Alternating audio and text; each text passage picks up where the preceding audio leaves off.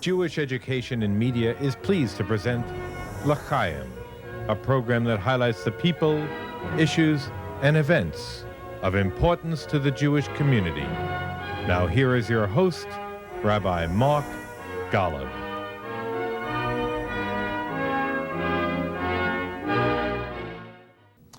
I'm Mark Golub, and as the summer months come to a close, boo-hoo, one can say this surely was an eventful summer for the Jewish people in the state of Israel. Hamas in Gaza continues to bombard Israel with rockets and to stage violent attacks against Israel along the border that separates Israel from Gaza. And Israel has been hammered by the media for using unnecessary force in response to those attacks.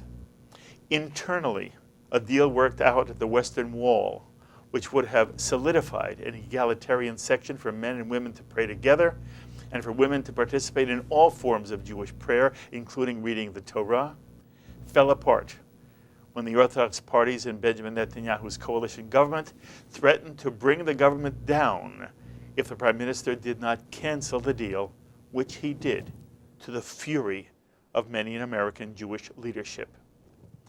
And a firestorm has erupted over the Knesset's passing what's called a basic law, which is similar to a constitutional amendment here in America, affirming that Israel is the nation state of the Jewish people, a law which has upset many Jews in Israel and in America. And on August 14th, the president of the World Jewish Congress, Ambassador Ronald Lauder, published an op-ed piece in the New York Times suggesting that because of the Israeli government's facilitating an Orthodox monopoly that refuses to recognize non-Orthodox streams of Judaism, and because of its passing the law, the basic law, Israel is now in danger of losing its democratic character, and thereby is losing the support of American Jewry, especially young American Jews. Well, how should American Jews assess all of these volatile issues and events? For some insight and opinion, I'm joined by a wonderful panel on this edition of L'Chaim. You know them all, but let me reintroduce them to you. Thane Rosenbaum is a distinguished fellow at NYU Law School. He's the founding director of the Forum on Law, Culture, and Society, and is a prolific essayist and award-winning novelist whose most recent work is How Sweet It Is, a fictionalized account of growing up in Miami Beach in the watershed year of 1972. Eric Yoffie, a Reform rabbi, led Reform Jewry for 16 years as the president of the Union for Reform Judaism, the organization of Reform Synagogues in North America. And since his stepping down from that position in 2012, Eric has become a leading Jewish columnist, writing for the Huffington Post, the Jerusalem Post, and Haaretz. And you can read Eric's columns at ericyoffie.com. Naomi Vilko is the founding president of Advocates for Israel, which provides education programming about Israel. Many of the organization's programs have been held in New York City and in Princeton, New Jersey. In addition, Dr. Naomi Vilko is a practicing psychiatrist. And we're joined by Micah Halpern, whose syndicated political and foreign affairs blog is entitled The Micah Report. An expert on terrorism, Micah has addressed terror analysts at the White House and the Justice Department. And of course, you can see Micah every Wednesday evening at 7 p.m. right here on JBS for his series, Thinking Out Loud. It is so wonderful to have all four of you with us. Thank you so very, very much. So I want to begin with your feelings about the basic law. Many of our viewers now understand the basic law is similar to an American constitutional amendment. The law that is very controversial was a law that basically affirmed Israel as the nation state of the Jewish people. And yet there were people who had some real problems about it. And Eric, I want to begin with you. Is there anything that troubles you seriously about the basic law? Yes. Okay, what is it? When the law was initially brought to the Knesset in 2011, it's been around for 7 years, the assumption was that it would affirm that Israel is the nation state of the Jewish people, and that it would make reference to those sections of the Declaration of Independence and another basic law which talked about equality for all of Israel's citizens. And just so our audience understands, when you say another basic law, There you're are- referring to the fact that there already is a basic law. There are 14 operative basic Yes, laws. and one of them deals with equality in Israel, correct? Yes. Okay. Yes. So initially, when it was brought to the Knesset, it wasn't a right-wing law or a left-wing law. The fact of the matter is, parties and members of parties on the right, in the center, and on the left all signed on, because the assumption was you would have this balance. On the one hand, you would affirm that Israel is the nation state of the Jewish people, and at the same time, kind of the introduction would be to reference those other part of existing laws, which says that everybody in Israel is equal. In other words, nationally it's the state of the Jewish people, but personal rights would be equal for all of its citizens. Had they done that, had they followed through on that, I don't think it would have caused a stir at all. But more recently, parties on the right decided that those references to equality would be removed. And therefore, a law which shouldn't have been objectionable was seen by many in Israel, particularly minorities, but others as well. I mean, there are some specific issues we should deal with, as favoring the Jewish side and diminishing the democratic equality side of Israeli legislation. So that accounts, for example, why the Druze, who are often referred to as a model minority, who accept the Jewish character of the state, who serve in the army. There's a reference to Brit Damim, a covenant of blood, because they put their lives on the line in order to defend the Jewish state. They serve in the IDF. Absolutely.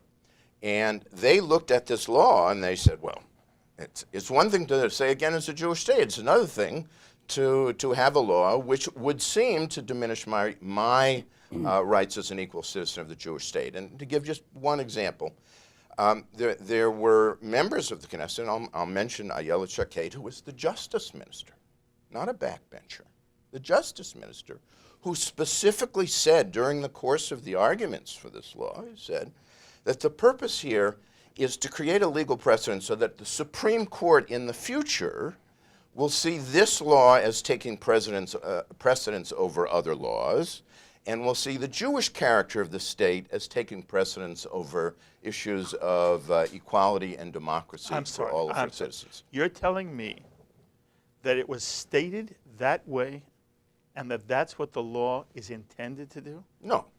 I mean, first of all, all basic laws are equal in the state of Israel. To say that one basic law would take precedence over another is not how the Israeli system works. Well, first of all, it's as to how the Israeli system works is an interesting question.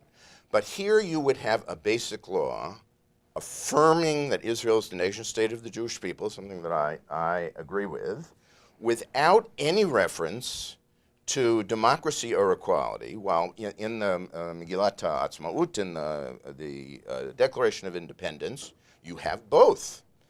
You have a clear statement that Israel is the Jewish state, and you also have a specific reference to the equality of her citizens. Let me understand one thing.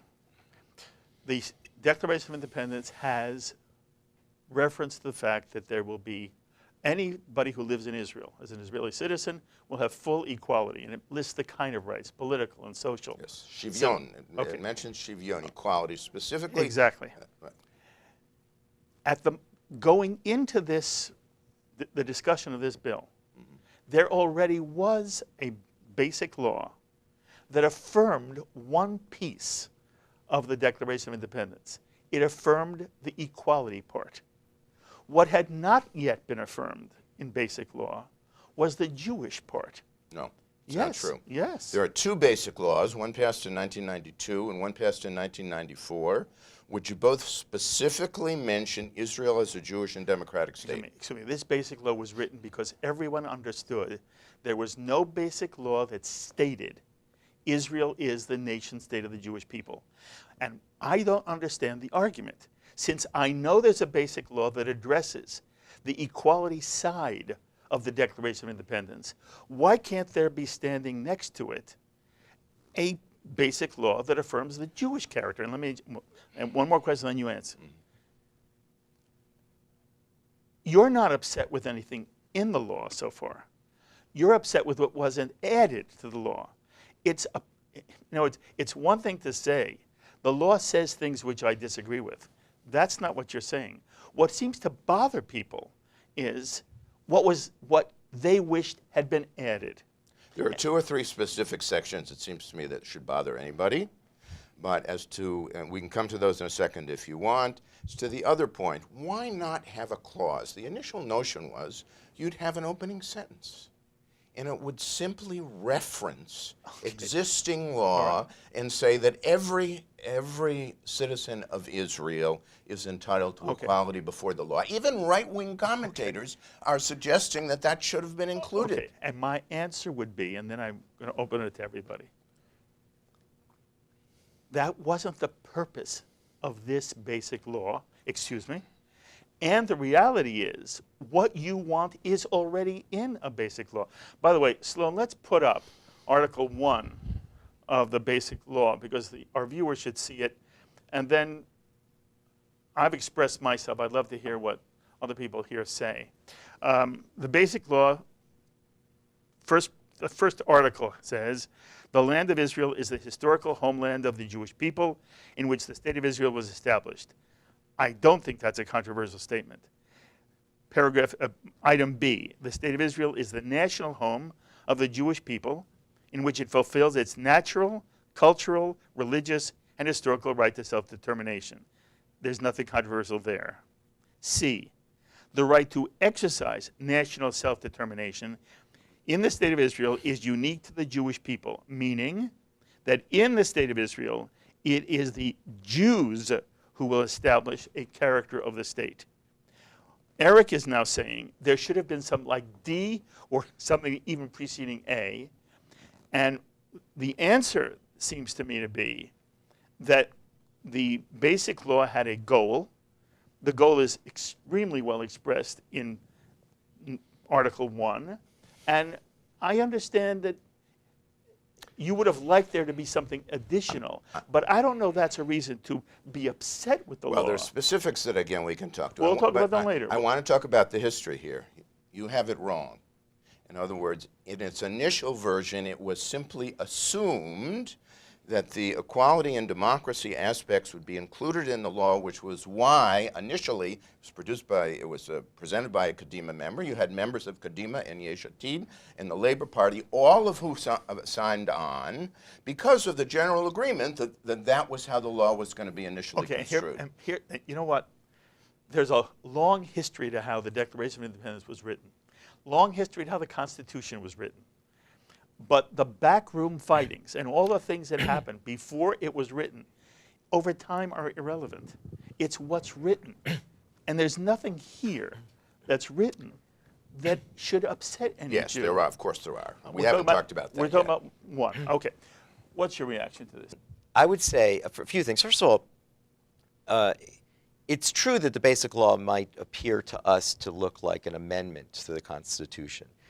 But the larger point is that Israel doesn't have a constitution. There was contemplation that they eventually would, and that the basic laws would be submerged within them. It's not even clear whether they will now. But for years I've sort of explained to my students that the Declaration of Independence, which the United States has as well, is really has no legal significance. Mm-hmm. It's just a statement of principles, mm-hmm. a statement of aspirations. This is what we believe in. These are our beliefs. This is true also with the United States, right? We don't go into court and make arguments on behalf of the Declaration. We don't say, I have right to life, liberty, and the pursuit of happiness. Thomas Jefferson said I can do that. That is not a legal argument because it's just a declaration. It's only constitutions that matter. Constitutions are contracts between the governments and their people. Israel has this basic law system. By the way, the United Kingdom doesn't have a constitution either, so it's not unprecedented. The point that I think you were making earlier speaks to what I would argue is the most important of the basic laws, is the one that's about liberty and human dignity. And that's the one that really covers all the points that Eric is talking about. So when you say, when you say to Eric, why is it so important that it's mentioned in there? I mean, I think you're right. It doesn't nothing needs to be in there because it doesn't in any way conflict or contradict the big dignity and liberty basic law. And your point to him was, well, because this basic law isn't about that. This one is about something else. I thought Eric would say something else. He might have been going there if we'd given him more time, which is the part about self-determination.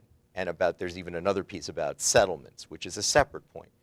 By the way, just so the audience knows, it's not about settlements. It's the settling. Settling. Settling, Big right, difference. right. No, I understand. And part I of the would have problem is explained language. that. Right, I Okay. would have explained that. But right, the language here speaks to self-determination and the settling and of the state of Israel by the Jewish people.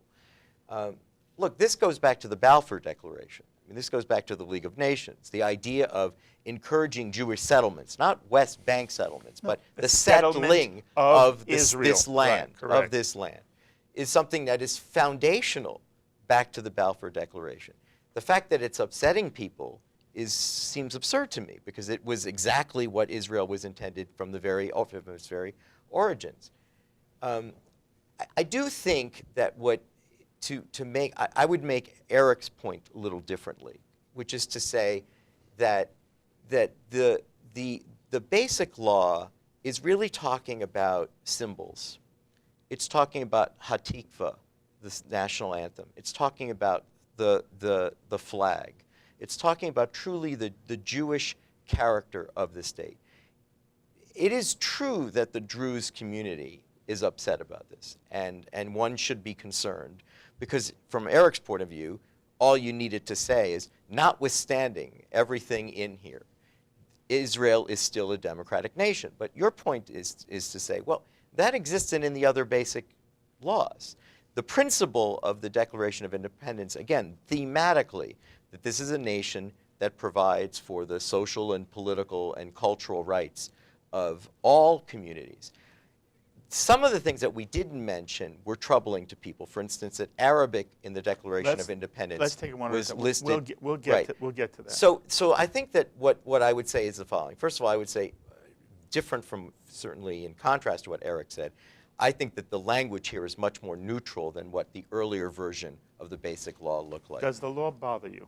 No, it only bothers me because it bothers the Druze. It doesn't bother me in any other way, because I wish that it had been presented in a different way. But the basic principle of the law, that this is a Jewish country, doesn't bother me at all, because, here's one of the things I would say. If the world would stop denying Israel's right to exist, you wouldn't have seen the basic law.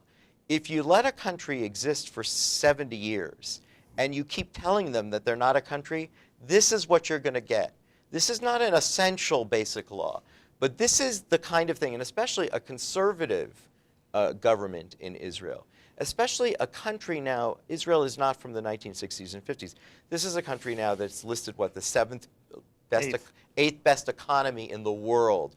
I think are they in the top 10 with the happiest people, the happiness index. 11th. They didn't crack We're the not picking. right. We're not picking. But they're ahead of the United States. Way ahead. Way ahead. This is a country that says, you know what? We have arrived. We don't need your permission.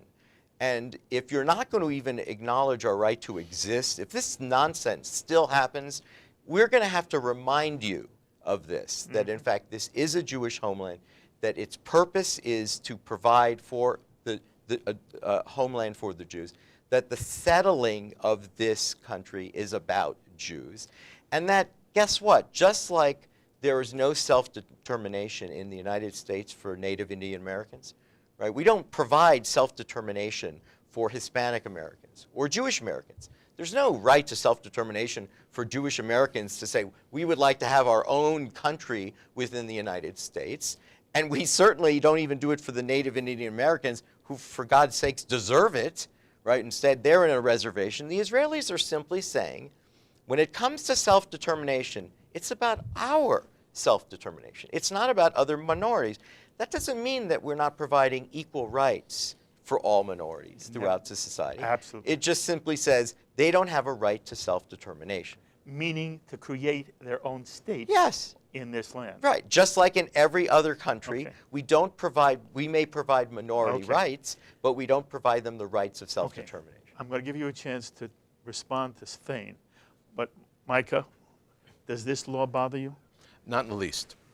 The law doesn't bother me for a lot of different reasons. The first and most important is that in a Jewish democracy, and this is the only one that exists, there's a natural tension between the Jewish part and the democratic part. And that's what we're seeing. And actually, it's going to hurt sometimes. Part of democracy is hurting when you've got the struggle between the Jewish identity aspect as well as the democratic aspect. And that's what we're seeing it work out right here. And I don't think there's a problem with that at all. I think the law is very clear. And historically, when we speak about the historicity of this particular law, we're talking about 3 readings of the law. And the initial reading of this law was far more radical. And it's been stripped down and made into, and neutered, actually, into a way which is not just acceptable, which is, I would rather say this. Most of the people critiquing it have not actually read the law. Mm-hmm. They've read what other people read. And then other people read, and other people read. I don't think they did, because had they read the law, they wouldn't be as upset. They could still be upset, but not as upset. The vituperative nature of the reaction of so many people clearly showed me that they hadn't read the, I'm not even talking about the poor translations if you throw it into Google Translate. I'm saying any translation, but the Hebrew was very clear, like misunderstanding basic words like settlement. It's very clear that that's not what it means, and you talked about that. It's very clear that kibbutz galuyot doesn't mean that. The re-entry of people back into Israel, all these different kinds of elements. The reality is that there's a fundamental principle of democracy which runs head against the notion of a Jewish state. The beauty of Israel is they're trying to struggle through that. And I think this is one of the struggles. I think it's Israel's not just right, it's Israel's requirement to try to figure that out. And that's what this law is doing. Is it wrong or bad? Look, in the Second Amendment doesn't have to mention the First Amendment when it states its rule. It's a given. The First Amendment is there. You don't have to reiterate the foundation principles in the First Amendment, in the Third Amendment, or the Fourth Amendment, because the First Amendment has stated it. You don't have to say those things. Well, because you might if you thought that it really conflicted in some fundamental way. But it doesn't, exactly. And that's what people are saying. So why did the law pass 62 to 55? Are you suggesting that all of the Jewish parties somehow are not Jewish nationalists? They don't believe in a Jewish state? I mean, all those in the center and the right? You're asking for motivation. I could explain that. It's there, like everything in politics, it became political. It did not become a principle. And that's the case in general. When we look at a lot of the laws that are passed, the reality is that that's what politics is about. We could disagree with the fact that the Likud government is in place. It is not. It is absolutely not a religiously based law. There's no question about that. The people proposing the law were not religious. They don't wear kippot. They're not observant. They're Levin, let's say, for instance, son of one of the greatest Arabic linguists in history, who's, by the way, Yariv Levin, Likud minister, is actually, he was in charge of the Arabic translation department of the army, whose dictionary I use. That's one of the guys that does it. He's not. Avi Dichter, the former head of Shabak, the internal security. These are not religious people. It wasn't religious. It wasn't just about it was a principle. But Eric of Jewish, never said it was religious. No, but Ronald Lauder does.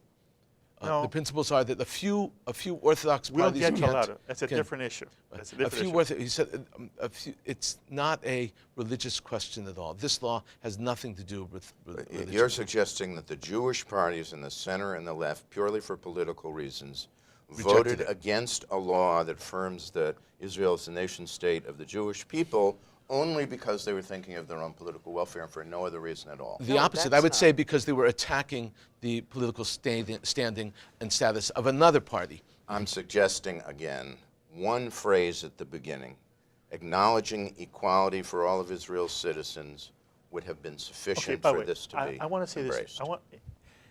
this. If that had been the law, it would not have bothered me at all.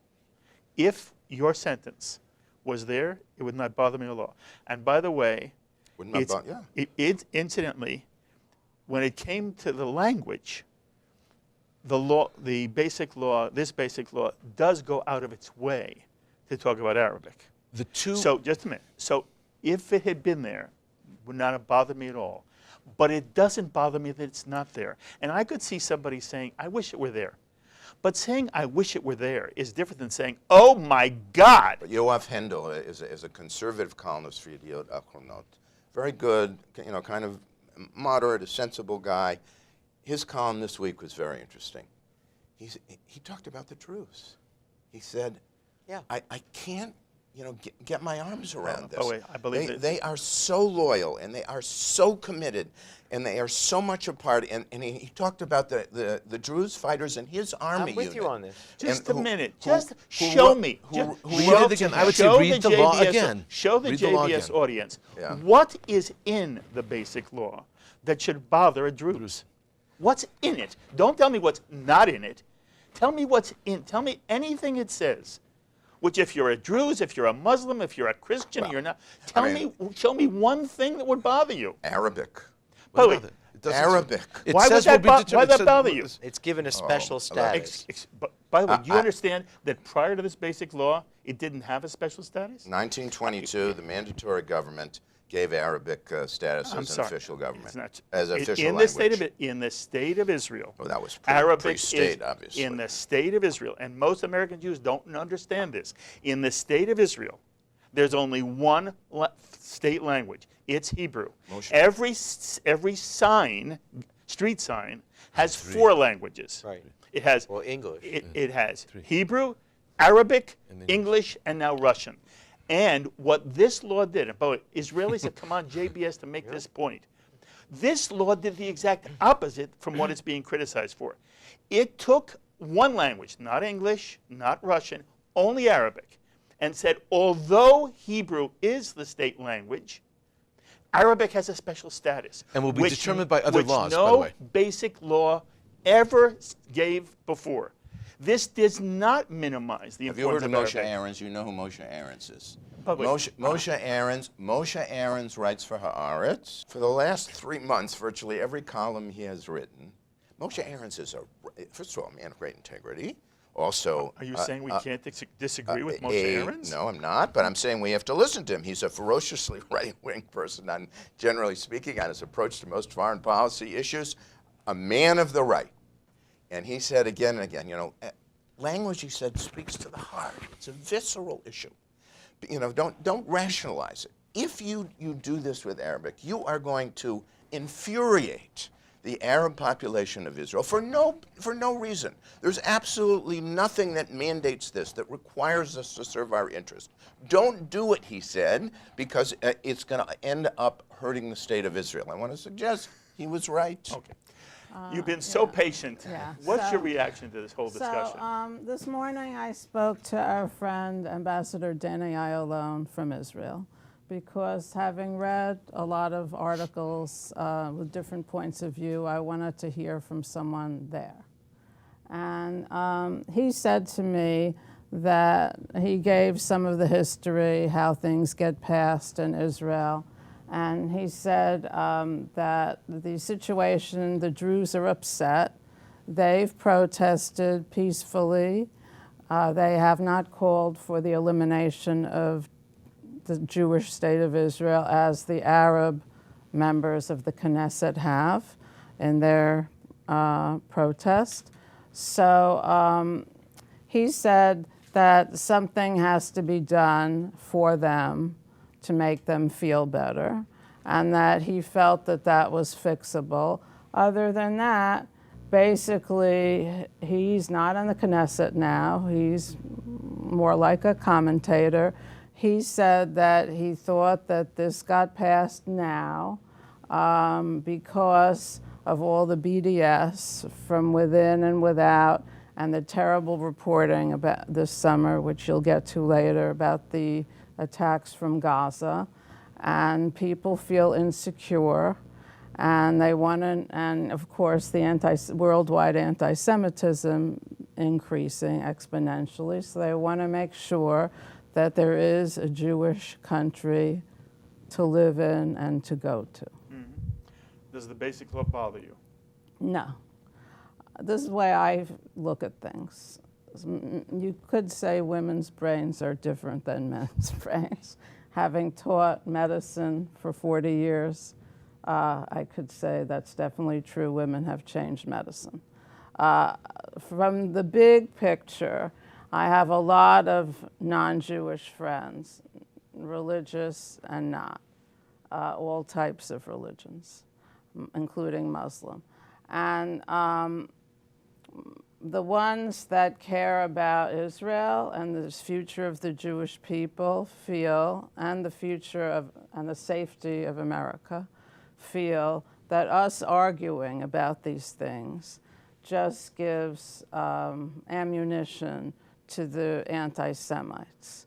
That they say, and one of the programs I ran as part of my series was the media, the greatest enemy of Israel.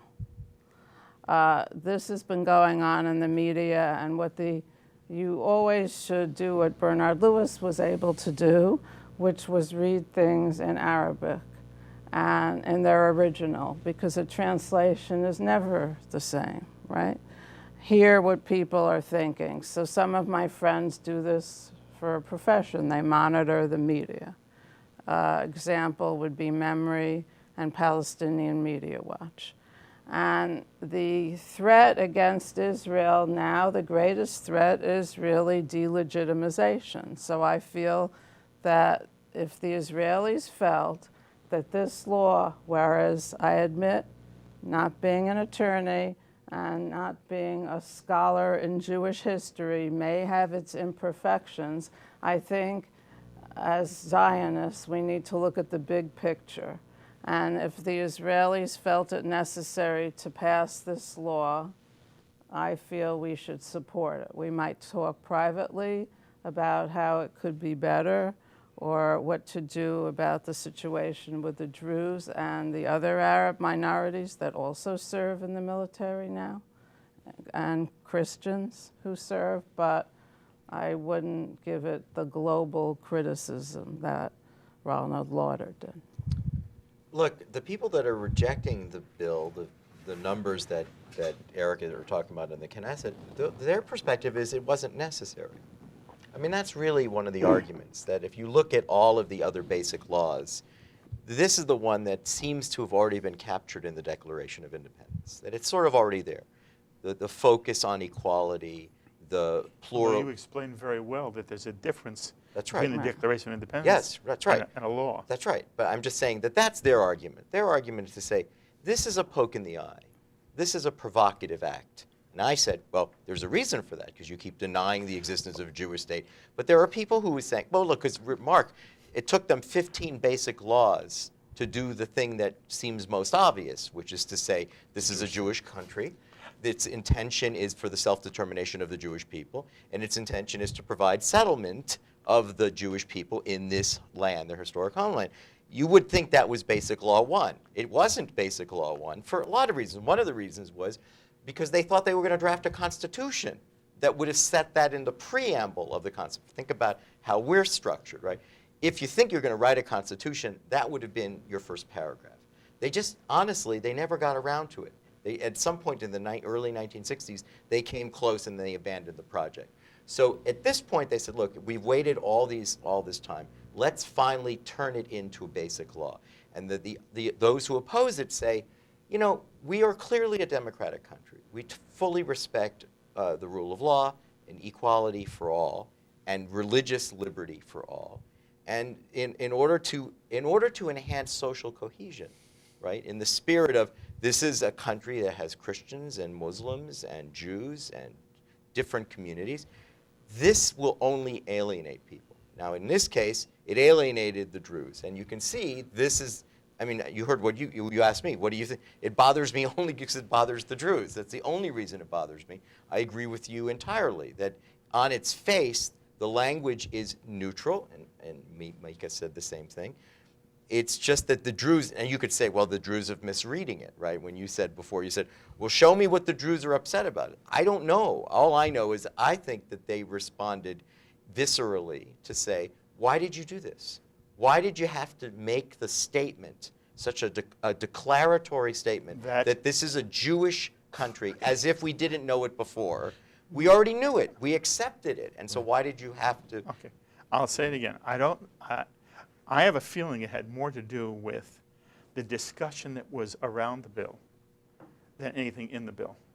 I think that if the Druze community heard around them the critics saying, this bill basically is a discriminatory bill, an anti-democratic bill. If I'm a Druze, I'm upset. It was in the earlier readings of it. It is not now. And that goes to Eric's point. And Eric makes a very good point to this. Why did 55 people vote against it and only 62 for it? The interesting thing is if there would have been a preamble of this equality law, let's say a rider of equality, there were 2 abstentions that voted. 3. I think 2, but 3? No, I think 2. And those 3 would have been the ones that would have joined the 62. The rest would have stayed right where they were. They abstained because of real conscious questions, questions of consciousness, we would say. That was a big difference. The reality is, to the Druze, I would say you're hearing the critique of the previous drafts. Read this bill as it is and as it passed, and then let's sit down and discuss it. I think a lot of that noise has been drummed up and continues to go into your ears, which is, I think, contaminating the actual reading of the text itself, which is not, there are elements of, look, if I were someone who loved the Gregorian calendar, I would say I would be insulted by that also. That's silly. Right, exactly. That's exactly my point. No one's making an issue over that. As they shouldn't over Hebrew language also. Absolutely. Well, the Same- Arab parties exactly. are, but that's a whole separate question.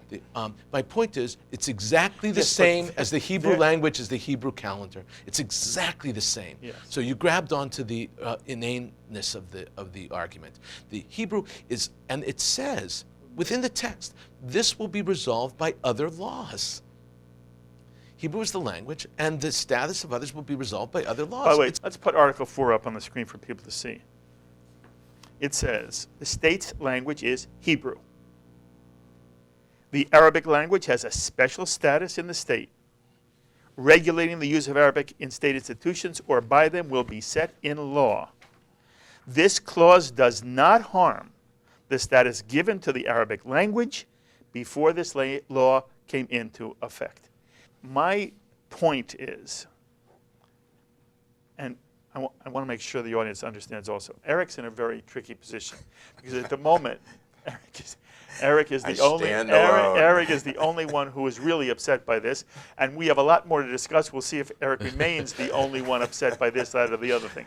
But in some sense, it's unfair to him because he has to answer all, now, 4 of us. But my sense is that this law has a history that Eric knows and Micah knows, and a lot of people, they were upset by the evolution of this law. But the question for me becomes, once this law is adopted, is there something in it that I can look at that really upsets me? Because if it did, in some way, discriminate against non-Jewish Israelis, I'd want to question what the intent was and what the goal was. As this bill reads, I don't see why as much of an issue should be made out of it. And that's my real point. I say to you again, it would not have bothered me if they had added the line you wanted added. But it doesn't, it's not a huge, it does, what Ron Lauder says in his piece, and we sort of segue there now, is that this is part of an anti-democratic move in the state of Israel that is along with the lack of Jewish pluralism and the Orthodox monopoly, which it makes everybody so uncomfortable. Those 2 things, the Orthodox monopoly and the sense that this is moving Israel towards a less of a democratic character, is what Ron Lauder suggests is driving Jews away in general, and especially young Jews. And what I really want this group to speak about is the extent to which you feel, what, of all you know about Israel, all you know about the Israeli people, to what degree is that an intelligent, and I chose that word carefully, is that an intelligent argument? Is Eric Yoffie or is Micah Halpern, is Thane Rosenbaum, is Naomi Vilko, is Mark Golub worried that Israel, the Israeli people, are going to turn their backs on the democratic character of the State of Israel, which says, if you're an Israeli citizen, we don't care if you're a Jew or not, you have every civil, political, social right. My answer is, it is beyond my belief. I couldn't even question it, that the Israeli people are going to turn their back on the essential democratic nature within the confines of a Jewish state. Exactly. And so when I read Ron Lauder's statement, Ron Lauder, by the way, who's done extraordinary work on behalf of the Jewish people, he revived Eastern European Jewry almost single-handedly. But he is the president of the World Jewish Congress. And he writes an op-ed in the New York Times that says he's really concerned about the future of democracy in the State of Israel. I say to myself, what's he looking at? This is a man who knows Israel. He thinks that this law means that the Israeli people are turning their back on democracy. And so I do want to hear all four of you talk to that. And I begin with you again, Eric. To what extent are you really concerned about the future of the democratic nature of and commitment of the Israeli people? I think that talk has been terribly exaggerated. What I've been saying, for reasons that I've expressed and for a few things we haven't gotten to, we didn't talk about the section on the diaspora and the connection to the Jewish people. I'd love to get there. A very problematic section. My line is, this as written is a terrible law. It divided people instead of uniting them. It would have been very easy to pass it in another way. But the notion that it's destroying democracy in Israel, is just foolish. I mean, look, part of my anger at the government is I believe in a Jewish state. I think it's important for that to be expressed in a whole variety of ways. It would have been the simplest thing in the world to pass this law in a way that the great majority of Israelis across the board would have embraced it. The fact that they didn't do so is what makes me angry. It undermines a point that is important. I do not believe democracy is crashing in Israel. I liked Ronald Lauder's first piece, which we discussed in an earlier program, that was focused and clear and made some important points. The second piece I thought was problematic, was unfocused, was unclear, and look at the reaction here. The vote was 62 to 55. Is that an indication that democracy is collapsing? And just democracy is vital. Mm-hmm. The press is dealing with this every day. Mm-hmm. And Israel's free press has been critical about every aspect of this and positive in other cases. There have been demonstrations, again, across the political spectrum. That's not an indication of a country that is losing its democratic character. Naomi, what do you think? Are you worried for the democratic character of the State of Israel at all? No, I'm not. And I find it interesting that some people started worrying when what is considered a right-wing government first got elected. There's some interesting YouTubes with Golda Meir, who naturally I like since she was a woman. She beat America still at having a woman leader. And as far as security interests, she was far to the right of this government now. So I'm not concerned. I think that, the United States and Israel have been two of the few countries that have never become totalitarian till, to this day, and who have checks and balances. If you're, let's say, I hate to use these terms, but I will because they're being used. If you're to the left, you agree maybe with the Israeli Supreme Court more that the people to the right feel like is overreaching.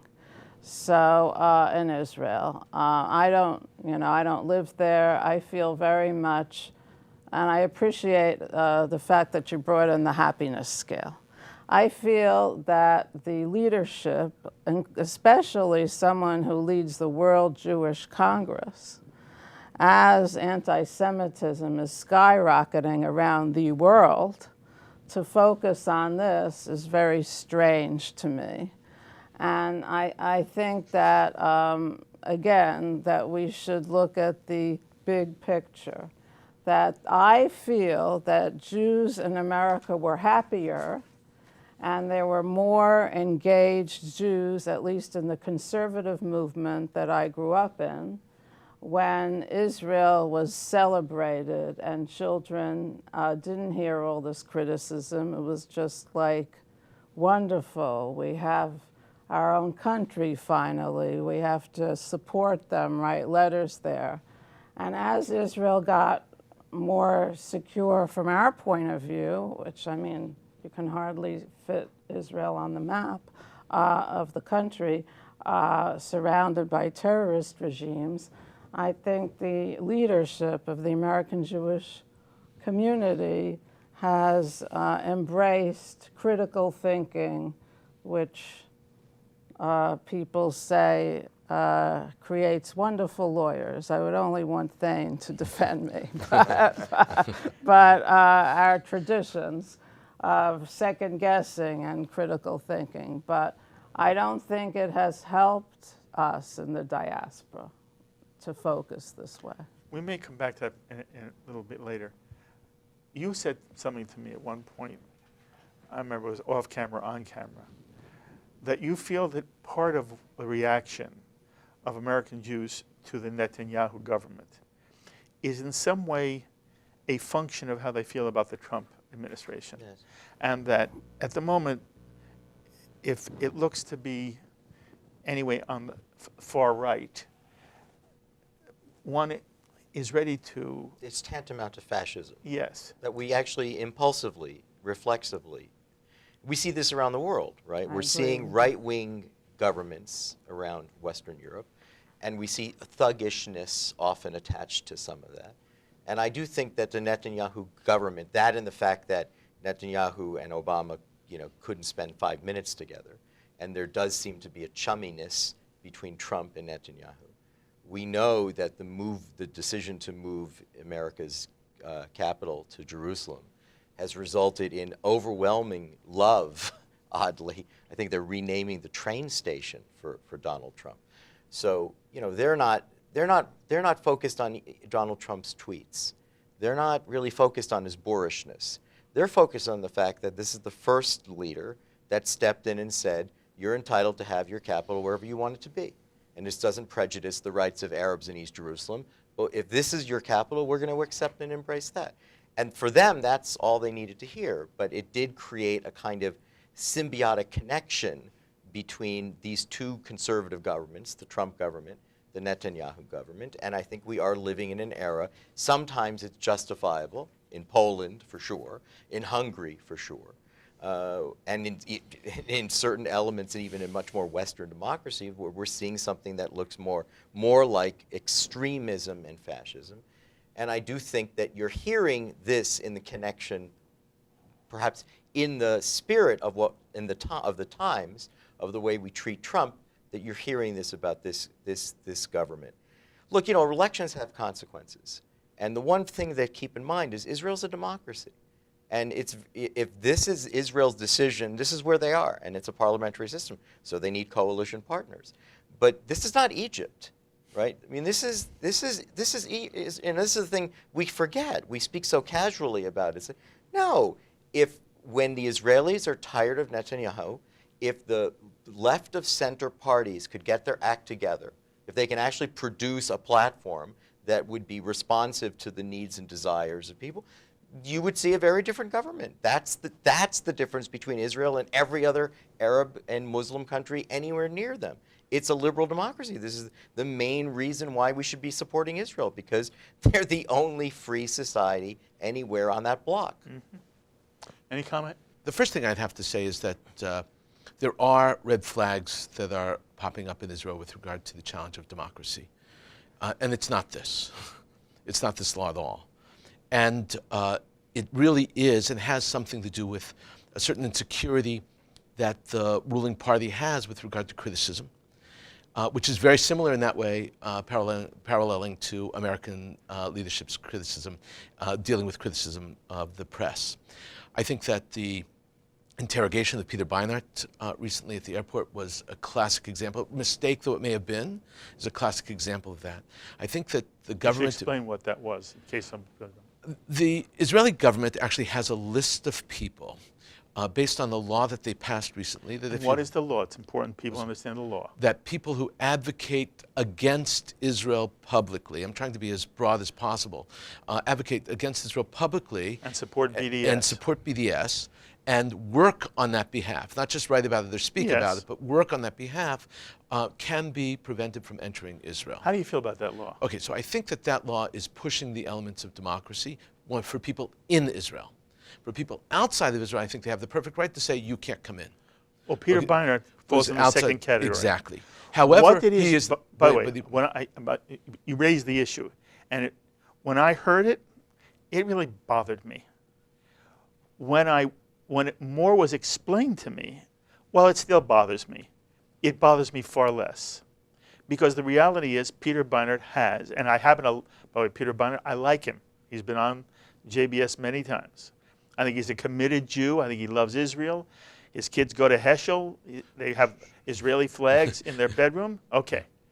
But he advocates BDS. No, he does not. Yeah, excuse me. I will now read you his own boycott of the settlements. That's not the same as BDS. Those are two different things. Eric is correct. Okay. And so, okay, no, but I don't mean that. I don't mean the settlement. Okay. But you understand. He's not attacking law, Israel. He's attacking settlement policy. Instead of the law, it's the same thing. Well, and Israel, no, you have to be fair to Peter Beinart in terms of what he says and what he doesn't. He does not advocate BDS. No, he does advocate boycotting settlement products that come out of the settlements. Right. We can agree with that or not, but at least we have to be honest. But that is BDS. No, BDS. Even the Palestinians. It's not BDS because Peter Beinart doesn't believe in the end of the destruction of the state of Israel, of course. Even Mahmoud Abbas has said, I don't believe in BDS because I don't believe in boycotting all of Israel. I only believe in boycotting products of the settlement. I'm not advocating one. No, I'm trying to. So my argument, though, is that when you're inside Israel, you can say and protest as you wish. Importing people from outside in, that's already a problem. So that's where I'm drawing the line here in terms of law as well as other things. I do not believe that he should have been. But what I'm saying is, okay, but what you said was, you feel that democracy is under some assault in Israel. And there's flags. And the example you gave was Israel detaining Peter Beinart. Yeah, because I think they misunderstood and misread who he is and what he's represented. That's all. Okay, but and they said it was a mistake. But he was still on the list. Yes, for a reason. Because he's a critic of Israeli policy. He participates in Palestinian demonstrations against Israel. He has every right to do so. I understand his motivation.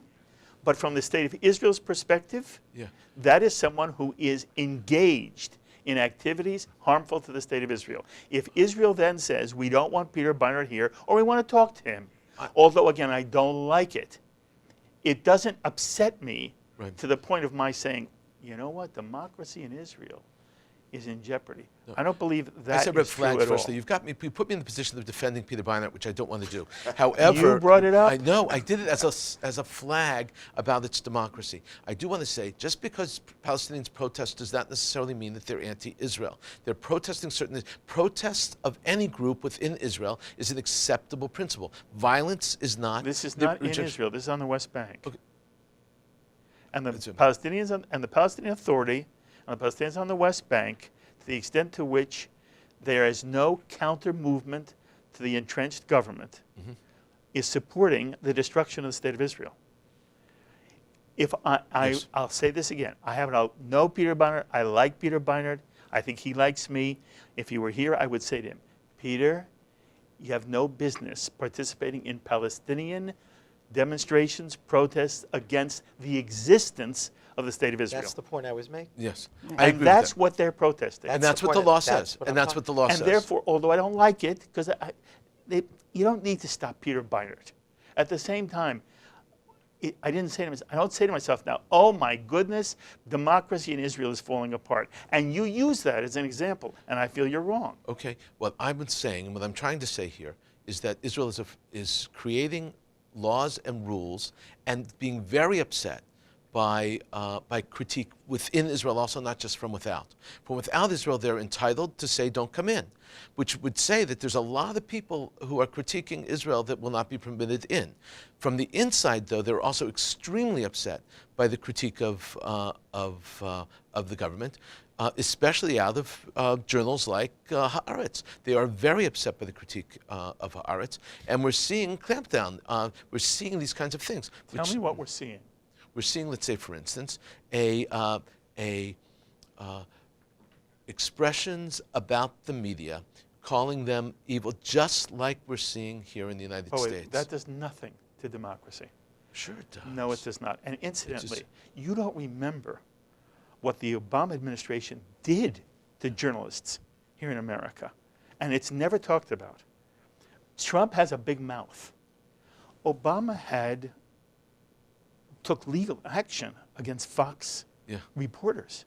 It was outrageous, and nobody made an issue of it. But criticizing the press because you don't like them, which Obama did too in a very different way, isn't a threat to democracy.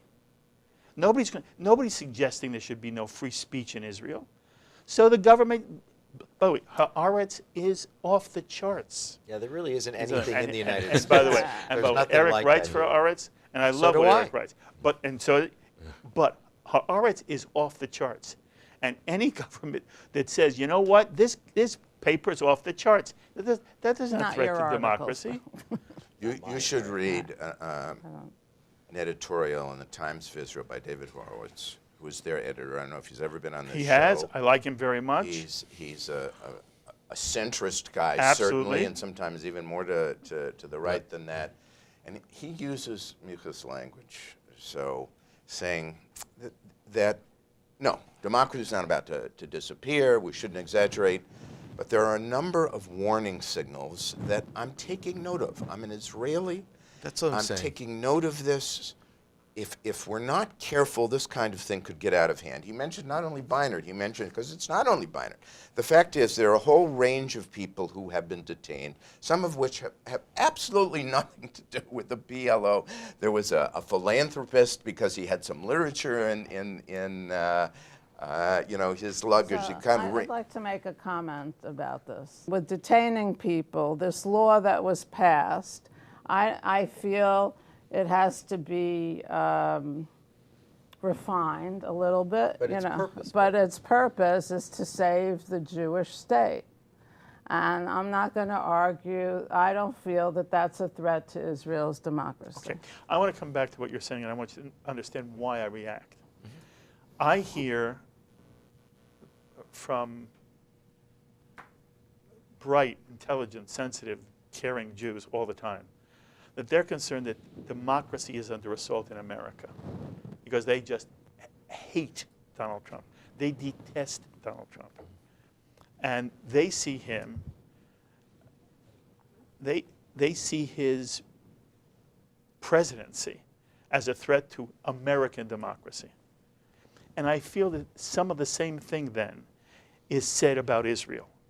That because people don't like, this was your point earlier, the right-wing Netanyahu government, they see things happening, they see in things, or want to make out of things, much worse than they are. Well, they call it anti-democratic. They say extreme things about something that may not be Fascist even. Okay, fascist. Minor but There so- are threats to democracy here. If you want to talk about that, we can. I'm simply not going to let that pass. My answer to you is severalfold. Talk about Israel at the moment. Yeah. Okay. I come back to, again, I don't, and it's sort of the question I asked Eric, do you believe the Israeli people are going to turn their backs on the democratic character of the state of Israel?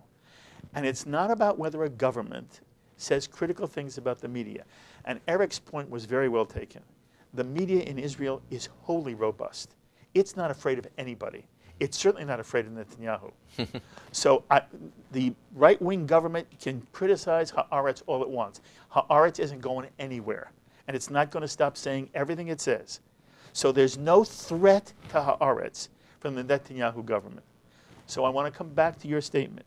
You said you do fear for democracy in Israel. I want to know why. I said that there are certain red flags that are being Yes, raised. I want to know what the red flags So are. the first thing I want to say is the purpose behind Israel passing the law, which is so controversial here, is that they say we do not want to sponsor people who are coming in to attack us, which would be like the advocates from the Germans and the various other people who would be BDS supporters. And I respect that and understand that.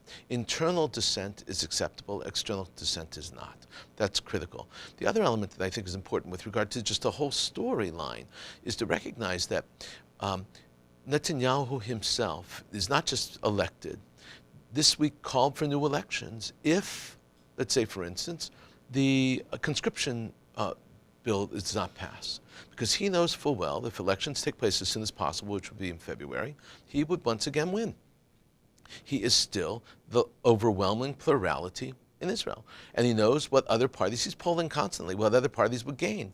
2 or 3 other parties would gain. He might lose 1 seat, 2 seats, but he would still be the overwhelming plurality, hence he would be the Prime Minister of Israel. Why? And he knows it well. He knows it Why? well, because that's the nature of how democracy works in Israel. Why would why would Netanyahu still do so well? Because fundamentally because still in Israel there is that he has the support, his philosophies, his ideologies, his presentation, and everything garners enough to create not just plurality, but to bring other parties in to the coalition which he would support. In a democratic process? In a democratic process. There are anti-democratic parties in his coalition. That is worrisome. And not to think that it is, I think is naive. They argue what? They argue, let's say, for instance, that their principles are not accountable to the people, but rather to their leaders that are not interested in people's issues. Is that new that they're in No, the not new at government? all. Their power is not new either. However, their voice has gotten louder and louder. They used to be which party? monodimensional. Which party? Achdut Torah, let's say, for instance, the United Torah parties. You mean one of the right-wing Orthodox parties? I wouldn't say they're right-wing at all. They're just simply ultra-Orthodox. In other words, they used to only be one-dimensional. Give us our money for our schools and our Okay, and systems. now this ultra-Orthodox party is saying what? They're saying, let's say, for instance, when the Supreme Court said that in order to have the draft bill, it has to be universal.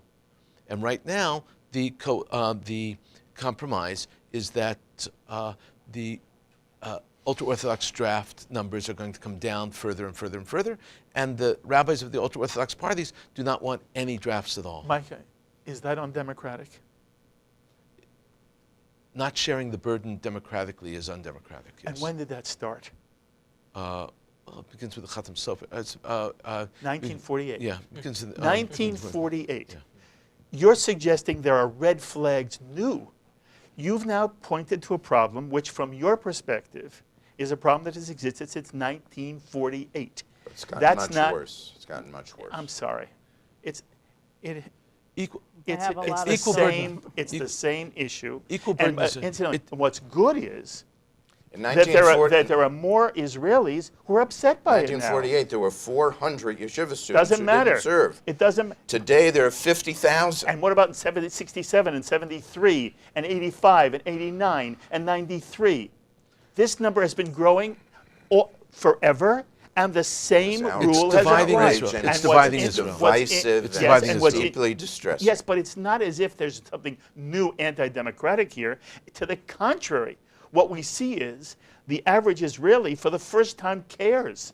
For a long time, the Israeli didn't care. Now he cares. Now he thinks the Because Orthodox should be working and should be serving in the army. It's because in 1979, the unemployment rate among the ultra-Orthodox community was 10%. Today it's 50%.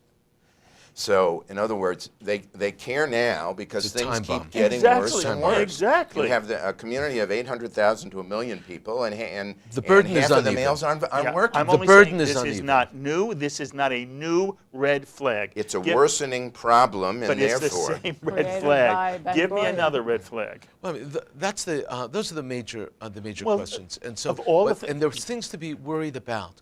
I'm not saying Well, that same-sex Israel is marriage. same-sex marriage is another element. That's which an is- element, which or is- even closing in secular communities where stores have to be shut down on Shabbat. You consider that to be anti-democratic. I just think that you can see how a secular society would say that this is now tipping the balance By the way, in favor of the. I've been in Jerusalem on Shabbat. I've been on Ben Yehuda Street. The whole street shuts down. Yeah. Jerusalem shuts down. Well, there's actually one store right near. No, I go there all the time. I'm just saying. My cousin found My it point for me. is, in Israel, there are cities where it shuts down for Shabbat. So you're saying there's a difference between Jerusalem and cities, in Arab many villages. Arab villages aren't clearly, shut down. right? But I'm saying there are other But if cities. you're in Tel Aviv, it's different than Jerusalem. Yeah, of course. But I'm saying that, coming back to what Micah said earlier, there's a tension between democracy and Judaism. Yes, there is. Okay, so this is a question of Jewish style. But you know what? If the Israeli people care enough, Right. Well, they'll change it. that's what I said before. That's elections have Yeah, consequences. and therefore, it's not the fact that they're closing secular stores on Shabbat isn't to me a democratic issue. It's how they're working I out agree with Judaism you. in the state of Israel. The point you were asking to Mika was troubling, right? And these are on the road It's to not- something that no, is it is not.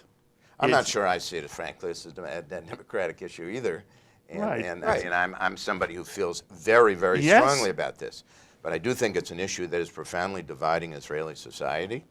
And there's a tribal quality to it. It's not getting better, it's But getting hasn't worse. it been for years? but not the No, end of democracy. It's not the end of democracy, but long term, it has very serious consequences. destabilizing. And to bring us back to louder, there's no question here. I mean, in my view, the religious issues are far more important than other things in terms of the response of world Jewry, to the state of Israel. There is a feeling now that in the last 6 to 9 months, this is new, that the Prime Minister of Israel has given up on world Jewry.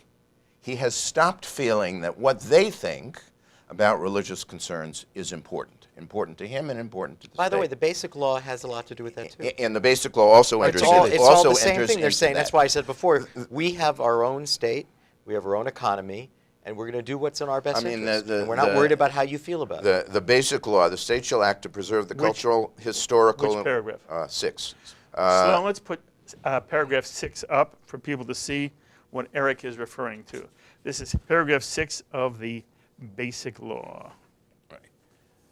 And there are 3 sections. There's A, B, and C. It's So B. read it. All right. The A part that I don't have any problem with is the state will strive to ensure the safety of the members of the Jewish people in trouble or in captivity due to the fact of their Jewishness or their citizenship. No I have problem. That, no by the way, issue. I need to stop there. I don't That- have an issue No, with there's a that. very important thing. Due to their citizenship means non-Jewish Israelis elsewhere will be protected by Israel. Interesting. That's what that means. All right. Now, Now that's important. That's very because important. It's like on the in minority Saturday. status that everyone was focusing on earlier, that means that non-Jews who are Israeli, because of their citizen status, will be protected by Israel elsewhere. Very interesting. Druze, Christians, Arabs. So it's a Okay. broader statement. All right, that's important. I want that but- to be clear. Okay. Although it's under the category of connection to the Jewish people. B and C are a different matter. Read B to me.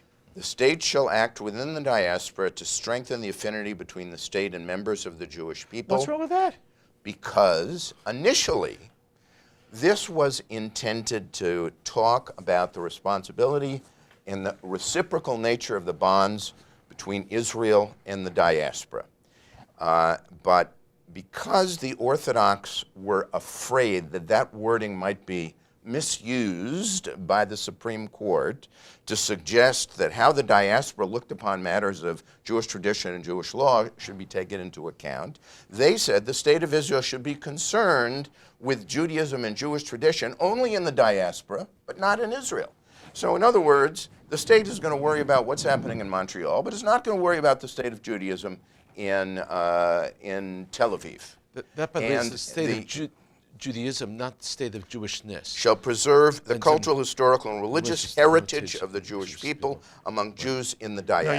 you went to C. I went to C. Just So then I went the to C. state shall act within the diaspora. You know, again, it None comes back to your saying. It's not that there's anything here that upsets you. You just wanted to say something more. Initially, look, this is a time of crisis between world Jewry and the state of Israel. Why is that? This, Why is that? Why And is that? Because the religious issue has a huge amount to do with this. A huge, most of diaspora Jewry, and certainly in the United States, identifies in religious terms. their rabbis and their synagogues is what ties them to the Jewish tradition. Correction, and to most the don't Jewish affiliate people. at all or identify at all, Jewish or not. If they So- identify themselves, they think in religious Okay, categories. okay, I take They that one. think in religious Yes, but his categories. point is well taken. And You're talking about within the American Jewish community, still a minority. The Well, first of majority, all- the majority All right, of we're talking about American several Jews are things now. not affiliated. 70% of American Jews have been affiliated during the course of their lifetime. So a clear majority of people at one time during their lives have been affiliated with the synagogue. Now, at any given moment, the affiliation rate is in the 30 to 35% range. That there is a religious identification, and that the sense that the state of Israel disregards or dismisses their religious concerns is a huge issue for American Jews. I mean, with respect, if you don't see that, it seems to me you're not seeing a reality that you can see every time you walk into any Jewish gathering in America. Yes, all they had to say was that I have my own wording here. You know, Are you to C or B? to C. C and B. Well, read C as it is first. All right. See, as it is, the state shall act to preserve the cultural, historical, and religious heritage of the Jewish people among Jews in the diaspora. What they should have said is the state shall act in full cooperation with the Jewish people to preserve the tie between the state of Israel and between the Jewish people wherever they may be. What do you think about that? Well, he's trying to create parity. He's trying to create some sense of equity between Israel and the diaspora. Reciprocity is what I'm trying to or even create. reciprocity. The reality is that Israel does not see reciprocity. Israel sees a dying, diminishing, dwindling Jewish community and diaspora, and they see themselves as the font of energy, excitement, creativity, and development. And as a result, they have seen themselves from the very beginning as a concept which says that they're the magnet and Jews should come to them. But at this point in time, they say, we are growing, and the only people growing outside of the diaspora, in the diaspora are the Orthodox community. But for the rest of the community, we need to provide them support. And without that support, they will dwindle continuously until they maybe into destruction. That sounds lovely, by the way.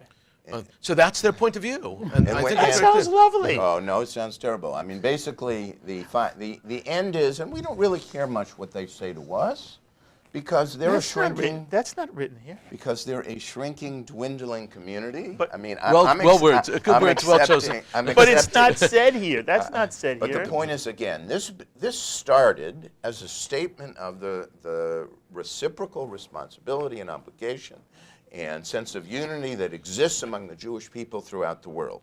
And then specifically at the insistence of the Orthodox parties, it said, if we bring a case to the Supreme Court on Shabbat observance, or on conversion, or on the wall, or on anything, we don't want the court looking at this and saying there's this broader bond that we perhaps should take into account in making such a decision. So in response to that, they changed the law and it became this. And we will only worry about and be concerned about the diaspora, and there is no reciprocal dimension here.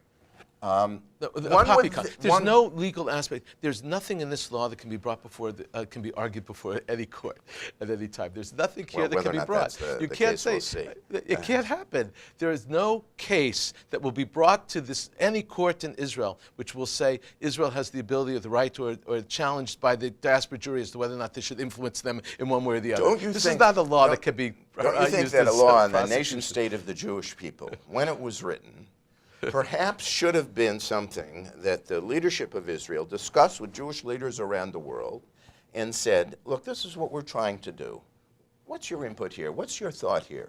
How might we construct this in such a way so that we'll preserve Jewish unity? Why can't a confident Israel take an honest look at the diaspora and say, a lot of it is dead weight? Right. If they choose And that's essentially saying we can help you out, but we don't see it in reciprocal terms We anymore. want to help you, not we can help you. We would like to. We would like to help you out because, frankly, you need it. We're answering Mark's question. That's what that point is. If they choose to dismiss And that's us, why I'm saying they're a confident society that says, you've lost your way. We're happy to help you out, but to the extent to which you want help. If you don't want help, we know how to be Jews. There's a society that gives into the blackmail of the Orthodox parties that insist on this, which it wasn't there before. And in answer to Mark's question, why is there such anger?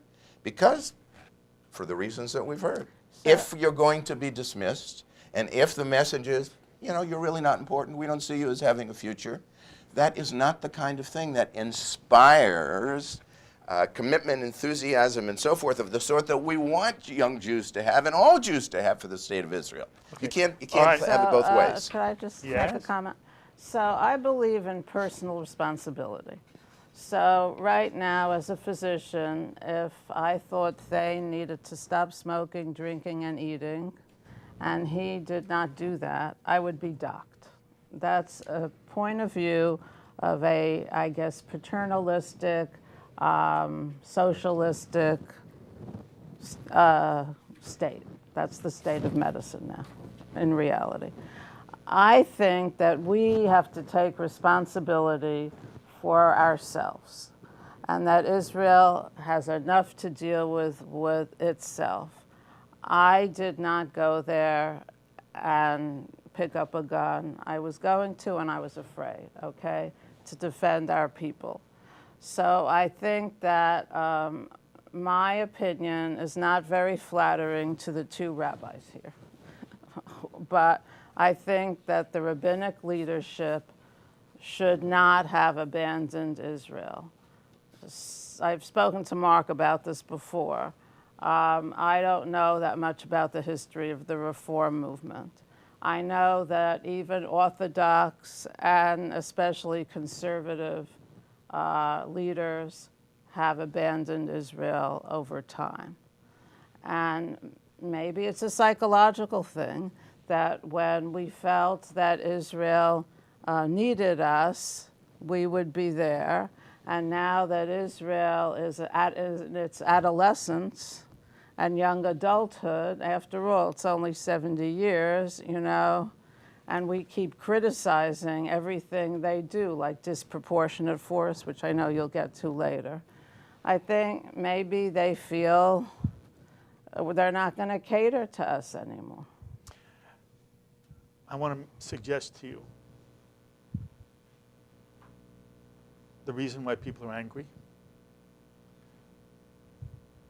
And I want to say this as gently as I can. I think some of the things you've suggested could have been in this basic law, would have made the law better.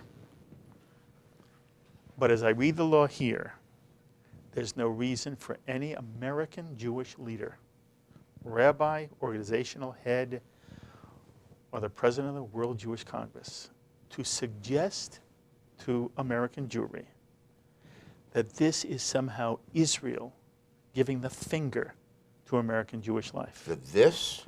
Oh, Yes. I agree with you. I mean, I wasn't I'm suggesting okay, that was the case. My own feeling is, I am a non-Orthodox rabbi. I would love to be able to be Masada Kedushin at some wedding, and it isn't a play wedding, it's a real wedding, and the state of Israel would recognize any marriage where I was performing the ceremony as Masada Kedushin. I would like the Western Wall to have a third section where I can stand with my wife, my daughters, and where if I have a bat mitzvah for a grandchild, my granddaughter can read the Torah right at the Western Wall. I think that the state of Israel should be subsidizing non-Orthodox synagogues and non-Orthodox rabbis just as it does for Orthodox synagogues and Orthodox rabbis. I think there should be no distinction made between any rabbi who is recognized by a kehillah, by a community. If the community recognizes that as a rabbi, as far as the state of Israel is concerned, that's what I want the state of Israel to be. The difference between me and others is that I'm not slamming Israel in the meantime. I say to my people all the time, you're never a second-class citizen when you go to Israel. You get off the plane at Ben Gurion Airport.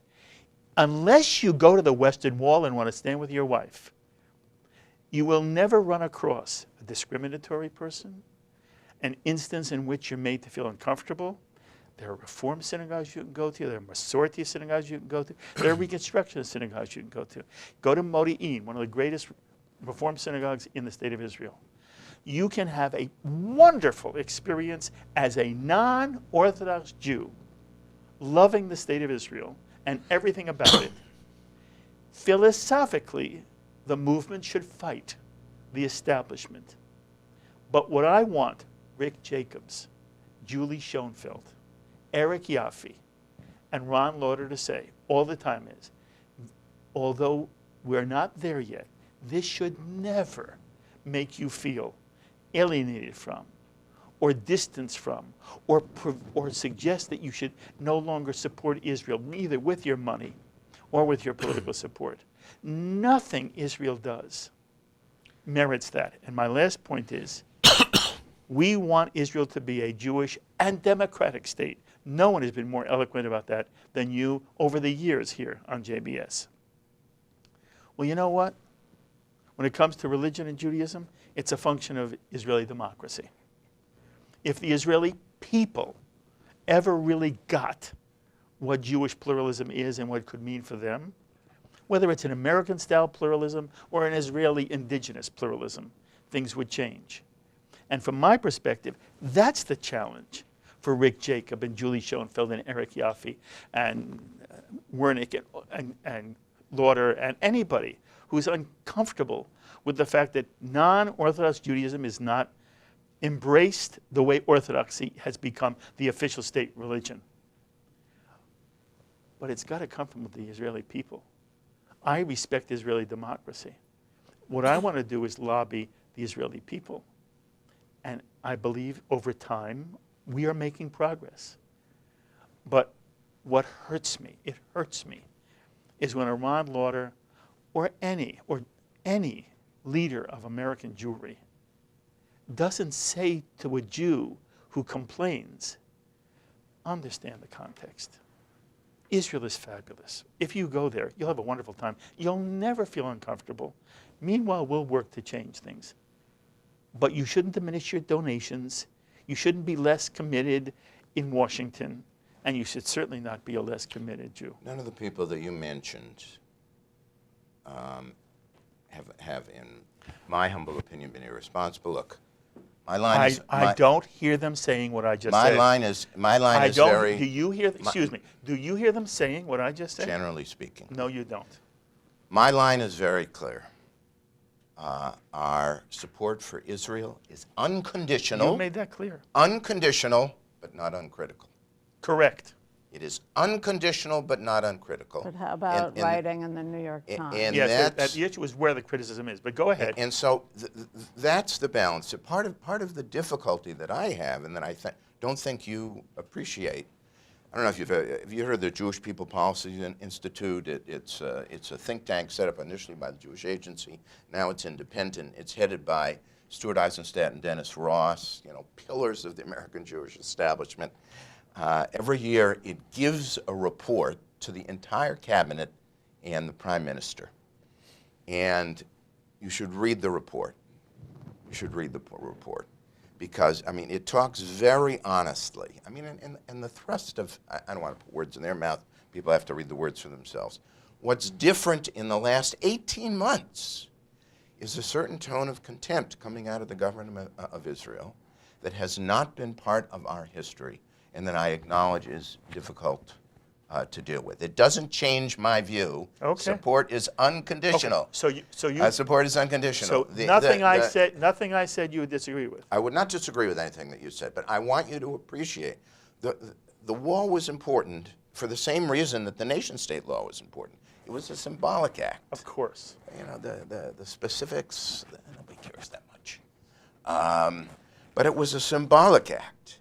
And in the past, it would have been inconceivable for the prime minister and those around him to say, and this is what was said. This is what was said. What's really important to us is the evangelicals, not you. That's what was said. And if you say that we're a Jewish people and we're united and we're committed to Israel and so on, you can't speak that language. By the way, I may be naive. I don't believe it. I don't believe As the decision, was being made about the wall, the reports started to appear in the Israeli press, and all the top columnists, Nachum Barnea, Ben Caspit, and so on and so forth, they all said the same thing. They said, we spoke to a prime minister spokesman who said to us, look, the truth is Israeli evangelicals, this Reform and conservative Jews, they aren't going to last anyway, And these are folks who can be relied upon to pass along accurately what is being said at the highest levels. Okay. The significance of the snub was not Reform and conservative Jewry. It was the Supreme Court. And that was important because it's the Supreme Court that articulated the allowability of all these things in the first place and forced the hand of the religious community and the religious leadership at the wall and elsewhere to accommodate to the equality of issues within the citizenry of Israel and religious questions. The snub from the existence of the democracy of Israel was not a Reform and conservative. It was an internal snub also, which is enormously important and goes back to the earlier question that we were asking about the flags that are being raised with regard to this issue. I'm not concerned about it in a big way, but I am saying that was a deliberate snub against the Supreme Court, not an embrace of the You wonderful panel, we're out of time for part one.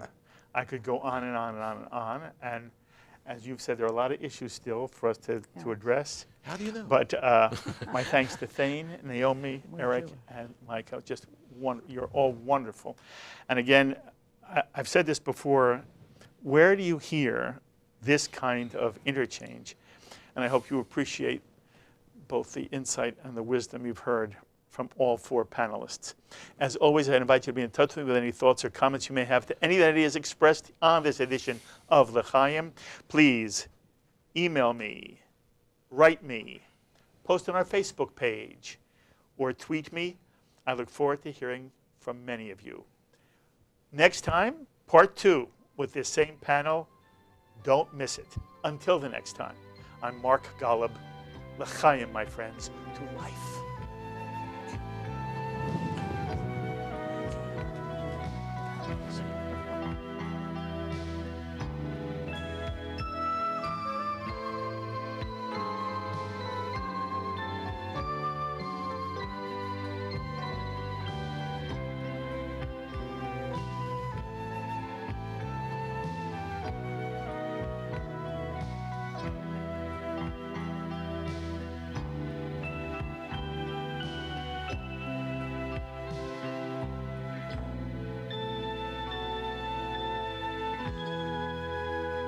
L'Chaim is a presentation of Jewish education in media.